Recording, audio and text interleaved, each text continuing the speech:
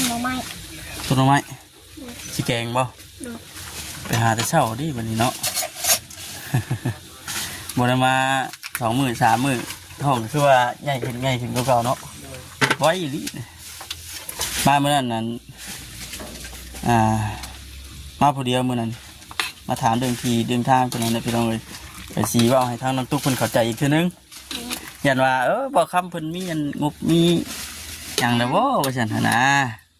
คือมื้อนั้นน่ะมาถามเบิ่งเพราะว่ามีทาง FC เพิ่นเซตให้มาถามจากฮู้ราคาเป็นที่เป็นทางนี้นะมันราคาเท่าใดแต่ก็คือว่าอันนั้นมันแพงเนาะน้องชายเนาะมื้อนั้นเนาะจากที่เฮาคุยกันแล้วก็ได้ยินนำมันเฮาบ่คิดเพิ่นว่ามีอยู่ที่ทางเพิ่นแบ่งจากปันหั่นบ่กระนั้นก็ต้องว่าลงไปถามพ่อนะว่าคนบอกมันพ่อเพราะว่าพ่อคนมาบอกเมื่อวานชื่นว่ามีคนจะขายดินให้แต่ว่าน้องบ้านทำราคาน้ำเพิ่นเพราะว่าคนบอกน้ำพ่อของน้องนะน้องมาชิลงไปถามร้านนี้คนไปเรียกคนไปอยู่เรื่องน้อง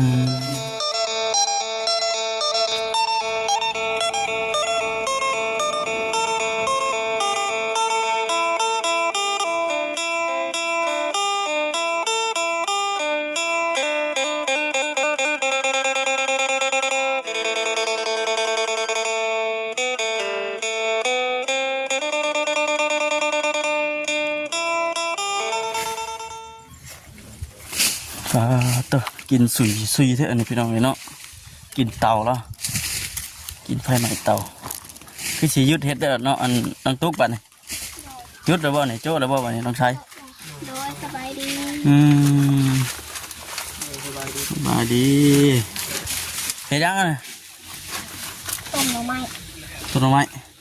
สิแกงบ่โดยไปหาแต่เช้าดิวันนี้เนาะ บ่ได้มา2 มื้อ 3 มื้อท้องคือว่าใหญ่ขึ้นกว่าเก่าเนาะไว้อีหลี พี่น้องเนาะก่อนอื่นก็ทักทายสบายดีเด้อพี่น้องเด้อเนาะวันนี้ก็แวะเวียนมาทางบ้านเฮือนน้องตุ๊กมาเมื่อนั้นมาผู้เดียวมื้อนั้นมาถามเรื่องที่เรื่องทางเพิ่นนั่นน่ะพี่น้องเอ้ยไปสิเว้าให้ทางน้องตุ๊กเพิ่นเข้าใจอีกเทื่อนึงยันว่าบ่คำเพิ่นมีอันงบมีหยังแล้วบ่ว่าซั่นหั่นนะคือมื้อนั้นน่ะมาถามเบิ่งเพราะว่ามีทาง FC เพิ่นเซตให้มาถามจากฮู้ราคาเป็นที่เป็นทางนี้นะมันราคาเท่าใดแต่ก็คือว่าอันนั้นมันแพงเนาะน้องชายเนาะมื้อนั้นเนาะจากที่เฮาคุยกันแล้วก็ได้ยินนำมันเฮาบ่คิดเพิ่นว่ามีอยู่ที่ทางเพิ่นแบ่งจากปันหั่นบ่กระนั้นก็ต้องว่าลงไปถามพ่อนะว่าคนบอกมันพ่อเพราะว่าพ่อคนมาบอกเมื่อวานชื่นว่ามีคนจะขายดินให้แต่ว่าน้องบ้านทำราคาน้ำเพิ่นเพราะว่าคนบอกน้ำพ่อของน้องนะน้องมาชิลงไปถามร้านนี้คนไปเรียกคนไปอยู่เรื่องน้องนี่ลูกราคามันเท่าไหร่คือเดี๋ยวที่เลยพี่น้องเพราะว่าที่ดินบางบ่อนบางพื้นที่มันก็บ่คือกันเนาะบางบ่อนนี่ก็ราคาสูงคือกันสูงก็มีแถวชนบทแถวทั้งพุ่นก็ราคาต่ำก็มีพี่น้องประมาณ6-7 ล้านนี่ก็มีที่ดินมันบ่คือกันบางบ่อนก็แพงบางบ่อนก็ถึกอันนั้นพี่น้องเลยขาเบิ่งหูต้องกันอันน่ะถ้าก็ไปหาหน่อไม้บ่มื้อเช้าโดยเด้อว่าเพิ่นเราติดเพิ่นเอาไปสิเข้ามาก็เลยหาเพิ่นเสร็จมาบอกแล้วโดยเพิ่นเอาไปสิเข้ามาก็เลยหาไกลบ่ไปก็บ่ไกลอยู่ในแถวดงมาเลยไปเบิด2 คนนี่โดยก็มันก็บ่ค่อยได้หลายเพราะว่าเขาเจ้าไปหาเนาะมันไปหากันหลายคนไปเนี่ยเนาะเพิ่นแน่เฮาแน่ยังบ่ได้ไปเฮ็ดงานบ่เพิ่นทำอื่นเพิ่นหัวหน้าเพิ่นหากระโทรบอกมาเช้ามื้ออื่นเฮ็ดปลูกอ้อยนำคนในบ้านเดียวกันเจอตั้งแต่เมื่อนั้นพุธโดยช่วงนั้นเพราะว่ามันมีฝนลงมาง่ายๆกับเพิ่นก็ต่างพังเบิ่งผลแน่เนาะโดยเห็นฝนตกฝนหยังก็สิได้จุโดยถ้าฝนบ่ตกมันยังมันแดดเต็มที่นี่เพิ่นก็สั่งงานมาแค่ว่าฝนตกมันเป็นแต่เพิ่นคือว่าบ่ปลูกมันหยังมันลงดินบ่ได้เลยมันลงทีปลูกบ่ได้บ่รถหันบ่ กับเทวรถบ่ค่าชาว่าดินเปียกอ้อยลงไปแล้วมันชีแบบดินแห้งมันชีบ่เกิดก็ได้นะแข็งแต่มันแห้งเป็นไถเป็นพงดินทรายไปได้เพิ่นมันก็เกิดไว้โดย เดี๋ยวนี้สาเหตุที่ว่าเพิ่นอันโจะเนาะ โดย โจะฟางมงคล เวลามันปลูกไปแล้วอ้อยมันบ่เกิดมันก็ชีมีปัญหาตามหลังอย่างเงี้ย นั่นมันมีผลเสียเนาะ โดย มีผลเสียของมันอยู่มันก็เลยรอ โดย มื้ออื่นบัดนี้ พอฝนมาตกมือนี่ก็ได้ไป อืม มากกว่าฝนที่ตกย่านบ่ได้ไปคันฝนตก อืมจากที่เบิ่งในโทรศัพท์นี่ก็มื้อนี้ก็คือสิมีอยู่แต่ว่าบ่ฮู้ว่ามันสิตกเขตใด โดย มีฝนมื้อนี้ก็80%เพราะว่าเมื่อวานนี้เพิ่นจะตกคนนี้ตกคนนี้ เนาะ ทางนี้เพิ่นก็ตกวัน แม่นปาดโถแม่ครัวลึกกะดีอันนี้แกงหน่อไม้กินเที่ยงครบจะบ่อันเครื่องมันน่ะครบจะบ่น้องตุ๊กฮะเครื่องบ่ครบบ่โอ้ยน้ำก็เบิดได้นี่เนาะน้ำเบิดได้สิได้หิวน้ำฉางนี่แหละใส่บัดนี้เนาะ สมัครเยอะ สมัครเลยว้าต้องไปหาแต่เช้าเท่อันนี้แม่งอันแอะนี่ก็ได้แล้วบัดนะไปหาบ่อนถ้าไปบ่นั่นบ่ บ่ไปเอาในทางสายไปหาไม้นี่กกเดียว แกงหน่อไม้ใส่อันแมงคามพึกใส่กันเลยแกงรวม โดย แกงหมอรวม แกงหม้อรวมผลึกกระดิบน้ำตุกเห็ดนะ เราต้องตำพริกก่อนครั้งแรก ครั้งอันดับแรกนี่เขาต้องตำพริกก่อน พริกเนี่ย บ่บัดขะเบือได้ฮะ เราเบื่อต ตำน้ำหลังตำพริกให้มันเละก่อน ำมาพริก มาก่อนให้น่ะ เอาพริกนี่นะซื้อเอาแต่เถอะ เออเธอแกงหน่อไม้ไหลซ้ำเบิดเธอเฮ็ดเป็นไดบัดนี้เรา ได้อยู่บ่เนาะมันให้ได้เนาะน้องตุ๊ก กำลังฮ้อนว่าจิตเลยมาแกงหน่อไม้ แกงหน่อไม้ แกงรวมมื้อนี่ แกงรวม จักแมงจิโร่แน่จักแมงแอดในกระปูก็มี เอาตุ๊กสบายดีโดย สบายดีบ่คำนำเนาะบ่ เลย คำ เลยทักทายสบายดีเด้อพี่น้องเด้อ มีหยังกันนี่ เหมาะแมงกิโล หมอจิโร่ ยังบ่เบิดบ่ ยัง ไปหาคุณมีจิโร่ น้อง น้องเอง มานี้สิน้องนี่เนาะ น้องชายมาพี่ดู มานั่งน้ำกันพี่ นั่งน้ำกันมานั่งเบิ่งเมียเฮ็ดกินนี่แล้วเนาะให้กำลังใจ นั่งให้กำลังใจมี เอาน้องสบายดีนั่งหันก็ได้โอ้เพิ่นครัวเพิ่นนี่เนาะคือ มันยังมีอุปกรณ์เนาะเพิ่นว่าสิเฮ็ดใหม่กันเนาะน้องชายเนาะ คือแบบจำเป็นแห้งอย่างนี้เนาะเพิ่นครัวนี่เนาะ ครัวจำเป็น นี่น้ำไม้บ่น้ำไม้กับแมงจิโร่ได้มันจะบ่น้ำไม้ ได้อยู่ โอ้หันคันได้ก็คือว่าเด้อพี่น้องเนาะทำบ่ได้ก็บ่เป็นหยังว่าซั่นหั่นนะไปกับไผ ไปหาสองคนมาเจ้าหน่อยครับว่ามีปูไปก่อนแล้วนะไปแต่เช้า มันเหี่ยวบ่เดี๋ยวนี้ เที่ยวเนี่ยตำเนี่ยก็ มันมีผู้ไปก่อนเนาะ โดย มีผู้ไป มันมีแต่เฮาเนาะ น้ำมือแล้วเนาะน้ำมือมันสิเบิดได้ได้น้ำไม้ก็ได้พี่น้อง ใกล้แล้วเป็นเที่ยวกันเลย มันสิเข้าฤดูแล้งเลยเด้อบัดหน่อไม้ก็คือมันขึ้นชุดก่อนเลย อย่านางเนาะโอ้เอามาแต่ใส่นี่ ใกล้ก็เนี่ยนะ บ่นี่ กระชามนี่ มันหนาคักแท้นี่ จักเป็น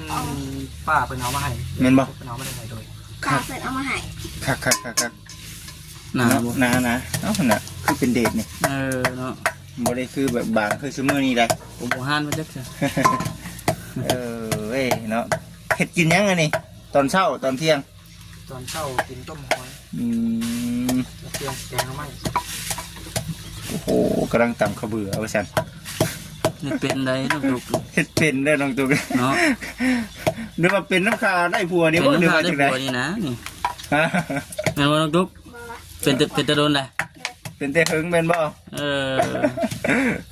เป็นแต่อยู่น้ำเอื่อยผม บ่ เป็นแต่อยู่น้ำเอื้อยเพิ่นอยู่เอื้อยมีแต่เจ้าบ่ให้กิน เนี่ย อืม เด้งมาแต่ข้าวเอื้อยพุ่นนี่เนาะอืม น้องไส้ก็มีแต่หามาเนาะ แม่ หามาเฮ็ดให้กินคือประเด็กเป็นนัวเฮายังบ่ได้เบิดหรอว่า ยัง ยังเนาะ ยังไม่ออกมาใส่ซับ ยังครับ อืม เออ ปลาเช็ดตัวเก่ายังบ่เบิดบ่ ยัง นี่เด้นี่ ตัวประเด็กเป็นยังหากระเชียงมา อันนี้บ่ แม่เอาออกมาวางหนึ่ง เบิ่งสิแกะถึงอันนี้มันออกให้ โอ้เพิ่นได้เตาไม้เด้อคักเนาะบัดนี้เนาะบ่ควันกรุกลัวคือมื้อก่อนปานใดพี่น้องเอ้ย ปลาตาแดงตาดำตัวนั้นติ เขาเกือบหายตอนนั้น เป็นยัง จุไฟบ่ติดเนาะ โดยมีไพ่ถือได้กบติด จุไฟบ่ติดเกือบให้เนาะ ไอ้ต้นโฮม จักแนวใดแล้วว่าซั่นอันนี้2คนแล้วว่านี่กิน2คนแล้วว่านี่เด้พี่ ไป น้อง ตำไม้ในคุกแตกเอาอีกแล้ว ระวังอีกแล้วเนาะได้เสียเงินซื้อใหม่อีกแล้ว คือสิได้พี่น้องเนาะก็ธรรมดาพอดี2คนกินแบบว่าเอาออกมาเฮือนต่างออกมา คืออยู่น้ำกันเลยเนาะ เออ อยู่น้ำกันเนาะหลายปะหลายคนเลย สำนี้บ่พอกินได้นี่ โอ้ บ่พอกิน อันนี้อันเนาะได้เดียวก็2คนกินก็อิ่ม ใส่น้ำครึ่งหม้อรถมันน้ำตุกสดน้ำกูก็เลยบ่นะ แค่นั้นนะว่าพวกแบ่งแกงมาไหม ที่เพื่อนเลยยัง เก่งน้ำบ่ แกงน้ ตัก3เทื่อยังบ่พอตอนน้ำไหม้เนาะ มันจะนั่งเจ้าชีนได้แซ่นี่ ำย่องเอา เจ้าชีย่องเอาบ่คือว่าตับมาจ้ะ ตามมามันบ่ น้องทุกบ่ได้ไปบ่น้องซัน ไปกัน ไปคือกัน ไม่ในพุทธรอเนี่ย ทั้งโอ้ทั้งหาไม้แน่ทั้งขุดแมงจิโร่น้ำแน่อันนี้เนาะ เพราะว่าป่วยแล้วก็มีอยู่แถวปลาจิรอแถวปลาไม้มันก็เป็นลายอยู่ ธรรมดาตุกเนาะจริงจริงจริงจริงเนี่ยFC เพิ่นก็ย่องอยู่เด้อพี่น้องเด้อเนาะในเรื่องของทางน้องๆ2คนคือผมให้พี่น้อง FC เห็นนั่นแหละใช่ค่ะเบิ่งดูฮะหน่อไม้เป็นจังได๋น้องไม่คือว่าหาไว้บ้าง แม่นๆๆ ไม่ไหลบ่ ลองเบิ่งก่อนพี่น้องเอ้ยเพราะว่าทั้งน้องชัยเพิ่นโทรมาแต่เช้าพุ่นพี่น้องเอ้ยเนาะไอ้สิมาบ่ว่าซั่นนะโอ้ ไม่ แต่เมื่อคืนนี่เนาะห้องนี้พี่น้องเอ้ยนี่เนาะสิไปหามาต้อนไว้ต้อนนะโอ้ว่า มันถึงช่วงมันอยากเบิดเลยเด้ ว่าได้สำนีก็ดีเด้พี่น้องเอ้ยนี่เด้เนาะ เริ่มอย่างหายากแล้ว เริ่มจะหายาก มันเป็นแนวเป็นเหี่ยวไปเลย ช่วงงามแดงนะโอ้ยได้สำนีก็ใหญ่แล้วนี่เนาะพี่น้องเอ้ยว่าทำไมไรพี่น้องเอ้ยนี่เด้น้องเพิ่นหาไว้ต้อนเด้อพี่น้องเด้ขอบใจน้องหลายๆให้กับทั้งผมเป็นพี่น้อง FC เบิ่งว่าซั่นโทรมาบอกเพิ่นถามไทยแต่เมื่อคืนนี่เนาะเดี๋ยวสิยันเฮาบ่มาเด้บ่มานี่ว่าหาไว้ให้ว่าซั่นบ่ได้ต้มบ่จิกก็สิมาต้มเด้เนาะต้มดูแกงก็ได้นั่นแหละ เป็นการที่เสียท้องแค่เมืองซี ใส่พริกละลายสุดยอดบ่ พริกสี่หมา พี่ซีหมากยังคือว่าแดงคักแท้ เป็นหมักไง เนาะ เออ ที่เรามีผู้กินเผ็ดได้อยู่ โดย มากินเผ็ดอยู่บ่ โดย น้องตุ๊กเด้ เพิ่นก็มากินเพชรที่ ธรรมดาเนาะได้อยู่เนาะธรรมดาได้อ บ่ ยู่ เผ็ดก็คือว่าบ่คักติ โดย ให้มันจดจ้าดในจังหน่อยหนึงเนาะ โดย ให้มันชูดชาติใน เฮ็ดจังได๋ล่ะบาดนี่เบิ่งน้องเพิ่นแก่เด้อพี่น้องเด้อ คักแน่ ช่วงนี้ฝนบ่ตกแล้วก็ต้องเอาน้ำสางเนาะแม่นบ่ โดย ต้องตัดน้ำสาง ตักสางมาจิ๋วหัวตู้ เอากเอาน้ำนี่เด้อ โดย เฮ็ดจังได๋ล่ะบาดนี่น้องตุ๊กเอาเบิ่งก่อนได้เนาะบ่าวสิเบิ่งก่อนน้องตุ๊กเฮ็ดกินเด้อพี่น้อง เบิ่งทุกขั้นตอนว่าบัดนี้ เดี๋ยว เบิ่งถ้ามันชุกบ่ได้บัดนี้ มันทำให้กินเป็ดได้เลยเนาะ รุ่นนี้ยินบ่น้ำบ่ได้ยินบ่ยินแล้วบ่ อันขม บ่ ผมบอก อะไรมันจืดไว้อยู่แล้ววะ บางคนนี่ไม่ได้ยินเลยบางคนนะช่างเป็นครับ พอดีผมลำบ่ มันกิโล เจ้าว่าเป็นปูที่เพิ่นมันนี่นะต้มใช้น้ำตาลไปแล้ว เห็นปะ เออ ต้มใช้น้ำตาลส่วนลายชีเป็นเขตพวกใช้ยักษ์เป็นมาเขต เห็นแล้วว่า จืดไว้ดิ เดี๋ยวมันได้แต่สูตรไปสูตรมันเอาเบิ้งน้องตุ๊กระวัง เกือบละม้อย เนาะ นางไงว่า ระวัง มันน้ำเบิดได้ประจักนั่น น้ำเบิ้ลเลยน้ำเบิ้ลไปน้ำน้องใส่ เนาะได้อยู่บ่ได้อยู่บ่ ไปเบิ่งตอนแล้วตักน้ำก่อนเด้อ บ่ เต้คือตักน้ำบ่ เอามาเบิ่งดู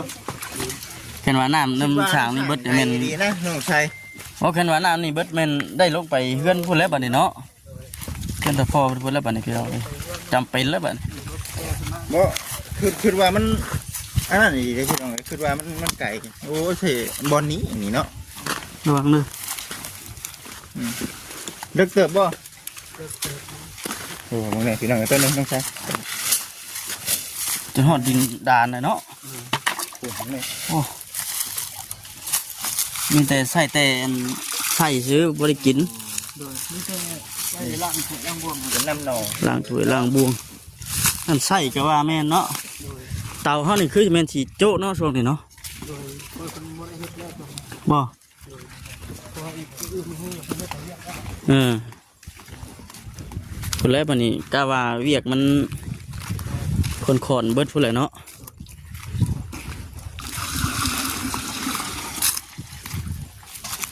บ่เต็มครับ บ่ บ่ห่อนแล้วมืดบดอยู่เนาะน้องตุ๊กเนาะคนสิตกแล้วบัดนี้คนสิตกห้ามเข่าแล้วพี่น้องไอ้คนให้เกี่ยวเข่าหลายครับว่าคำก็อีกว่ามือ2 มื้อนี่แหละ3 มื้อนี่แหละสิเกาะเบิ่งก่อนมันชุกเลย สิเกี่ยวบ่ โลเกียร์แล้วเนาะคนเกี่ยวหลายหมูเกียร์หลายในห้วยอยู่บนล้นทนบ่ไหวแล้วบัดนี้ ยังไม่ได้เกี่ยวนะทางบ้าน หืม ยังไม่ได้เกี่ยวนะ ยังมาทันชุกคักบ่ สุกเราเปิดพังหมดโคน เอ้าเห็นว่าฮอดยามมันเลยก็พังก็ได้แต่พังอยู่ได้อบัดนี้บ่อยู่ได้อไผก็คนฝนตกแฉะตกแดดกันยังเกี่ยวตากฝนเลย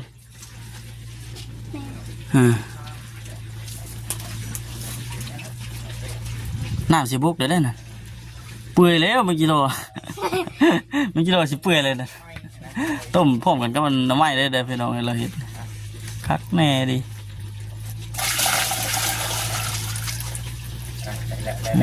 เอาน้ำมาตื่มก่อน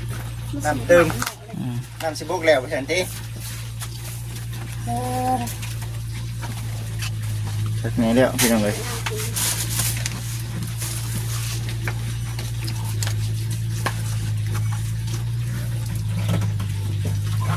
อันนี้น้ำกินตัวนี้ โดย ตัวนี้น้ำกินนี่มาใช่ก่อน เพื่อนเอาแม่ โอ้แล้วชื่อบ่เลยนะ บ่เป็นมีก๊อกเพื่อน น้ำบาดาลนะโอ้กินน้ำบาดาลเอาอันนี้บ่น้องตุ๊กมาพริกจับ แดงหมด ยกผมยังบ่ทันได้ใส่ยานางเนาะยังทันใส่ยานางนี่ยานางอีกเด้พี่น้องไอ้ผลเด้ล่างคักได้บ่มื้อน่ะ ดัง นี่เราสองคนชื่อเจ้ากินเนาะ ใส่เกลือหน่อยหนึงเนาะคือว่าเค็มแท้เนี่ยดิเค็มแท้หมดเลย สองคนชื่อเจ้ากินเองได้ใช่ เอาเลย โอ้ โอ้ย เกือบฟาดหัว หน้าผาก แดงให้ จะให้ใช่ไหม เขาเด้บ่าย หิวข้าวแห้งไม่ใช่หมดตุ๊ก อยู่ข้าวแห้งเพราะได้หายวันนี้ เจ้าจะให้คอยค่ะ เออ จะให้คอยไม่จัง สากกระเบือแห้งใหญ่ยังดิฟาดใส่กระโตหน้าผากโอ้ย ใส่ตักน้ำสิสำนีก็ให้เนาะน้องตุ๊กเนาะคักนั่นแหละถือว่าช่วยกันอยู่พี่น้องเนาะทั้งสองผัวเมียเพิ่นนี่ก็ได้ช่วยกันนี่คือซ้ำหนึ่งพี่น้องเลยเนาะช่วงนี้ก็คือใช่ได้นี่กันสิไปปลูกอ้อยก็บดแดดอยู่เนาะ ลุ่นเบิ่งอีกมื้ออื่น ตัวว่านี่เพิ่นเลยตอนแรกมันก็ตกมาที่ใครในตกแห้งวัน ตกบ่แห้งเนาะ ตกคนเดียวเขาจะลุก มื้อนี้ไปบ่ไปเพิ่นก็สิโทรบอกอีกดิ โดย แค่ละฝนตกเพิ่นก็โจอีก โดยครับคนตกนะครับไม่ได้ไปแล้วครับคนตกนี่ พารถพอลงแปลงนี่เป็นแบบปวดยุบเนาะแต่ว่ารถลง ปัญหาคือย่านรถมันค่านะแค่ละฝนตกเลย แปลงที่ว่าเพิ่นเอารถนั่นเห็นบ่ ฝนตกกระโลมเลยเนาะ หน่อย อ๋อตกกระโลม สิตกดีเด้อเขาก็น่ะคึมมาเลย ว่าดอกไข่เนาะ เดี๋ยวสิดอก ว่าสิ มื้อนี้ จ้าง นะ คนอยู่มื้ออื่นนี่ มื้อนี้น่ะแห้งหลายแล้วมื้อนี้อัน80ปลายผมจะ ตกดีไปจักแต่เนาะว่าดอกไข่ เดี๋ยวมาตกแถวเฮานี่ใครอยู่ เฮ็ด แน่แล้วบ่ว้า เอื้อบน้ำยานางพี่น้องเอ้ยเนาะ เติมผ่านอีกก้อนบาน เห็ดเอานั่นแหละเนาะเห็ดอะไรนี่อะไรสิชุกไว้ใครกลัวตาปูคือตะกี้ได้เหรอคุมจูไพเนาะคุณยายเป็นชื่อเจ้าให้ จูไผ่กูให้ได้ติ เอากระป๋อบแล้ววันนี้ใส่แล้วมันเตะ ใส่ในกระป๋องบัวบัน ทานไม่แดงบ่ เป็นไม่รวมมาสักไม่ เอาไม่แดงน้ำแน่เด้เนาะใส่ไม่แดงโอ้ ไม่แดงนี่โอ้อยู่ว่าได้พี่พะวง แตกเด้อขออย่าแตกมันนี่ ยันเตะคือเก่าอยู่เอาใส่ผ้าปุ๊บแล้วก็ฉันเนาะอัดไว้ดีๆได้เลยยันทานมันแตกใส่นะ หรือใครเนี่ยก็แตกแตกปันไดมันติดอ่ะ ซีเพิ่นก็เป็นห่วงอยู่พี่น้องเอ้ยเนาะน้องตุ๊กเอ้ยบ่ฉัน มาบัดแห้งใหญ่ขึ้นเนาะท้องเราก็ได้ พากันกังวลอยู่ดินี่จักซีเมนคือเราเว้าอยู่บ่ นี่นะ ท้องใหญ่ขึ้นมันแม่นบ่สิหาเดือนบ่อยู่อย่ามันกลัวหั่นนะ คือไว้เท่าเนาะ ท้องปุ้งขึ้นซีเพิ่นว่าโอ้ไปกวดเบิ่งแหน่ว่าซั่นแนะนำตัวเดียวพี่น้องเอ้ย ใครเนี่ยก็แตก ติดอยู่บ่ล่ะ ติดอยู่ได้อยู่นี่ ตามอีกแล้วหัวเราหากระล่างคุกฉากกี่นี้ เฉพาะเราจังนั่นนกเนาะ เราจังหายเลยติหมกพริกจนมุ่นเมื่อไรก็ได้ มุนเลยก็ย่าเลยตักใส่แล้วแหละบานนี่ ย่างเราท่านได้ยินน้ำเลย มันผดทะเลฉีดน้ำ อืม